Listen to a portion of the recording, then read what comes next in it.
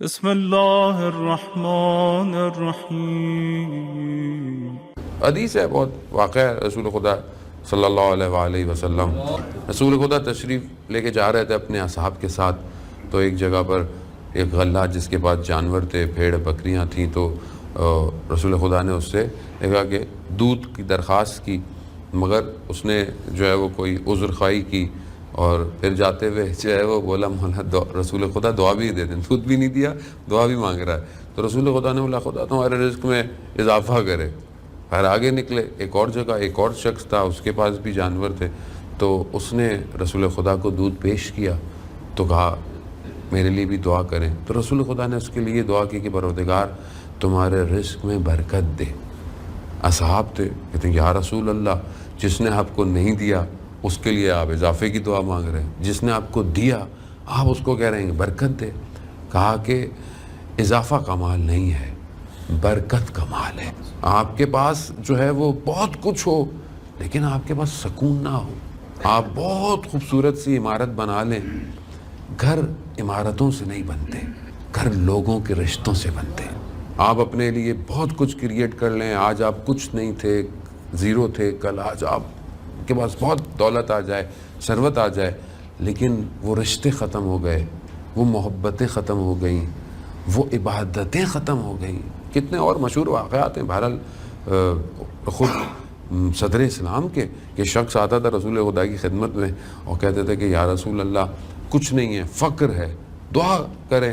رسول خدا نے دعا کی، بہرحال ایک جانور لیا، دوسرا جانور لیا، پھر جانور بڑھتے چلے گئے، کاروبار پھیلتا چلا گیا۔ پہلے ہر نماز میں آتا تھا، پھر آہستہ آہستہ ہفتے کے ہفتے آنے لگا، پھر اس کے بعد جو ہے وہ ہفتے کے ہفتے بھی ختم ہو گیا، مہینے کے مہینے، اور پھر مہینوں غائب۔ کیوں غائب ہو گیا؟ کیونکہ کاروبار مدینہ سے باہر بہت پھیل چکا تھا، اتنا کاروبار تھا کہ فرصت نہیں ملتی تھی۔ تو رسول خدا نے پوچھا کہ اس کو پیغام بھیجواؤ کہ پہلے تو مرتب آتے تھے، اب کیا ہوا؟ تو یہی کہا۔ پھر بہرحال ایک دفعہ سب ختم ہو گیا تو دوبارہ جو ہے وہ آنا شروع ہو گئی۔ سارے واقعات ہمارے لیے عبرت ہیں کہ ہم بعض اوقات تمنائیں جو کر رہے ہیں دنیا کی، کہیں یہ تو نہ ہو کہ آج اگر مجھے کچھ سجدہ میسر ہو رہا ہے خدا کی عبادت میں، آج مجھے عبادت 5 وقت کی میسر آ رہی ہے، آج میں شاید قرآن بھی پڑھ لیتا ہوں، لیکن کل کو میں بولوں کہ میرا یہ کام پھیل جائے، میرا وہ کام پھیل جائے، اور آپ اس سے بھی فارغ ہو جائیں۔ اصل میں زہد یہی ہے کہ دل نہ ہو، خدا سے مانگ، خدا آپ کو دے، آپ کو کشائش دے، آپ کے رزق میں برکت دے، مگر ساتھ ساتھ اپنے آپ کو دیکھیں کہ آپ اس سے دور تو نہیں ہو رہے ہیں کہیں۔ دوسری صفت جو اہل بیت کی، یہ وہ صفت ہے عزیزان محترم، یعنی یہ وہ چیک اینڈ بیلنس ہے، پرسنل چیک اینڈ بیلنس ہے کہ جب آپ کہتے ہیں کہ ہمیں اہل بیت سے محبت ہے تو آپ دیکھیں کہ آپ کے اندر یہ کوالٹی پائی جاتی ہے، کیونکہ یہ کوالٹی خود پیغمبر نے ارشاد فرمائی ہے کہ ہمارے محبت کرنے والے کے اندر یہ خوبی ہوگی۔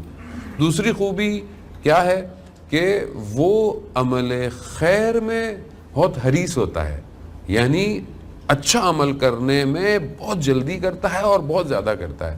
یعنی اس کو کوئی موقع ملے کہ یہ نیک کام کرنا ہے، یہ ویلفیئر کا کام کرنا ہے، کسی کی ہیلپ کرنی ہے، یا مثلا مسجد سرداری میں کوئی کام کرنا ہے، امام بارگاہ میں کوئی کام کرنا، اچھے عمل ہیں، یہ خیر عمل ہیں۔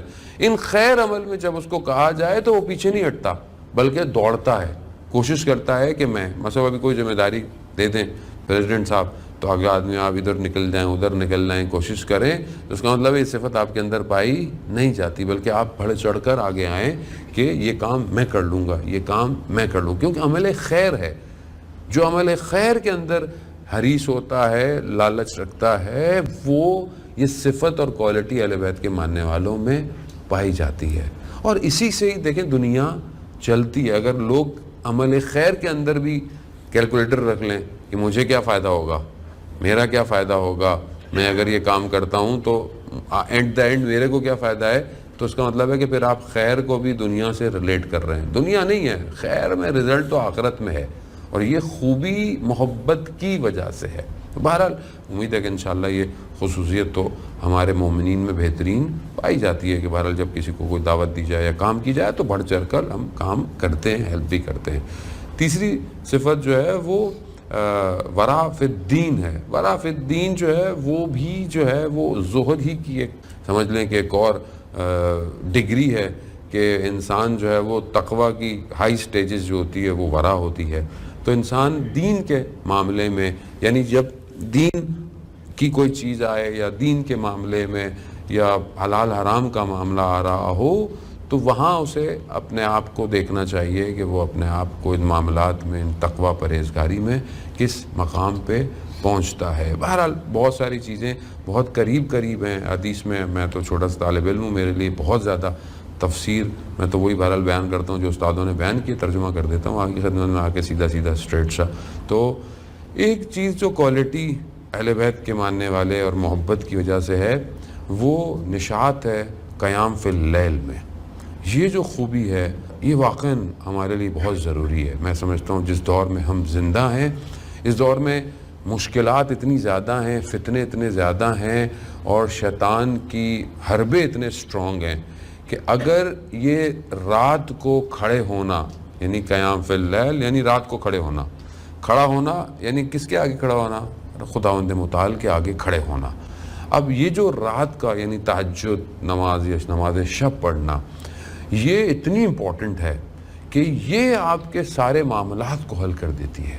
یہ خصوصیت ہے عزیزان محترم۔ اسے آپ ہی نہ سمجھیں صرف علماء نے نماز تہجد پڑھنی ہے یا بوڑھے ہو جائیں گے تو تہجد کی نماز پڑھیں گے، مجبوری ہے بھائی، اب تو کچھ ہے نہیں۔ آیت اللہ عظمہ بہجت فرماتے ہیں کہ جو بھی کمال پہ پہنچا ہے وہ سحر کی بیداری کی وجہ سے پہنچا ہے۔ جو سحر میں بیدار ہوا وہی کمال پہ پہنچا ہے۔ اور وہ فرماتے ہیں کہ جب بھی تمہاری رات کو آنکھ کھل جائے تو سمجھ لو تمہیں فرشتے نے اٹھایا ہے، فرشتے نے اٹھایا۔ اور ہم دیکھتے ہیں ابھی تو بڑا ٹائم ہے، فجر میں سو جاؤ، فرشتے نے اٹھایا ہے۔ کہا کہ اگر تم اٹھ کے عبادت نہیں کر سکتے تو وہ کہتے ہیں کہ بیٹھ جاؤ اور خدا کو سلام کرو خدا کی بارگاہ میں اور دوبارہ سو جاؤ، ضائع نہ کرو اس کیفیت کو۔ اور یہ جو اہل بیت کی محبت کرنے والے ہیں ان کے لیے وہ شوق سے اٹھتے ہیں، یعنی جب وہ اٹھتے ہیں عبادت میں کھڑے ہوتے ہیں تو ایسا نہیں ہے بس زبردستی اٹھ رہے ہیں یا منہ بنایا ہوا ہے، نہیں، یعنی نشاط ہے، یعنی اپنے اندر اتنی پازیٹیو انرجی ہے اور خوشحالی ہے جیسے کوئی بہت زبردست سی کوئی چیز ملنے والی ہے، یا جیسے کوئی بہت زبردست جگہ پہ آپ کی پسندیدہ جگہ پہ آپ کو کوئی دعوت دے دے کھانے کی تو آپ کیسے خوشی سے جائیں گے۔ تو یہ جو نشاط ہے، یہ جو کیفیت ہے، یہ اہل بیت سے محبت کرنے والوں کی تہجد کے وقت یہ کیفیت ہوتی ہے۔ آیت اللہ سید قاضی طباطبائی رضوان اللہ تعالیٰ علیہ کے جو آیت اللہ بہجت کے استاد تھے، وہ خود فرماتے ہیں کہ وہ رات کو ان کا بیٹا ان کی بایوگرافی میں لکھتا ہے کہ تہجد کے وقت جب رات کا وقت ہوتا تھا تو 1 گھنٹہ پہلے گھر سے نکل جاتے تھے۔ اور کہا میں ایک دن ان کے پیچھے گیا کہ یہ جاتے کہاں ہیں، تو دیکھا نجف سے باہر نخلستان میں جا کر عبادت کرتے تھے۔ اور ایک دن میں ان کے پیچھے گیا تو مطلب وہ ان کو پتہ چل گیا کہ میں پیچھے آ رہا ہوں، ظاہر ہے آیت اللہ قاضی جو یہ دعویٰ کرتے ہوں کہ میں وہ سوال جانتا ہوں جو جب امام ظہور کریں گے تو کیے جائیں گے، تو یہ کیسے نہیں پتہ چلتا کہ کوئی میرے پیچھے آ رہا ہے۔